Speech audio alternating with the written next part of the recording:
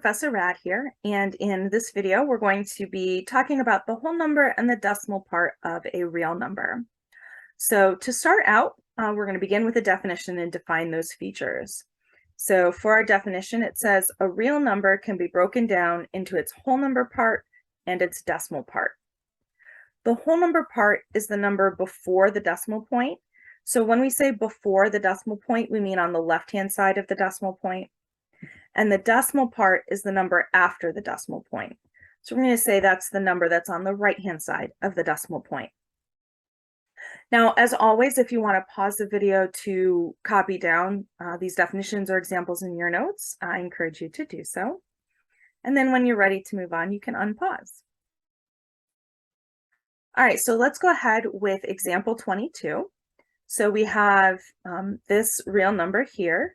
So I'm going to identify where my decimal point is, since that's going to be an important feature of what we're working on today. So the decimal point is what's going to divide the whole number part and the decimal part. Before the decimal point, meaning to the left of the decimal point, we have this 2,305. So that means the whole number part of this number is going to be 2,305. That's because it comes to the left-hand side of the decimal point. Then the part that comes to the right of the decimal point is this 0.16. So remember, if we're naming the decimal, let's see, our place values, tenths, hundredths, thousandths. So this would be 16 thousandths. So the decimal part is going to be, I'm going to include the decimal point here since this is a decimal number. So I'm going to put 0.016. So I do include the decimal point with the decimal part. And if it bothers you to have just a decimal point right at the beginning of a number, you can put a 0 in front. But if that 0 confuses you, you don't have to write it. So it's kind of up to you.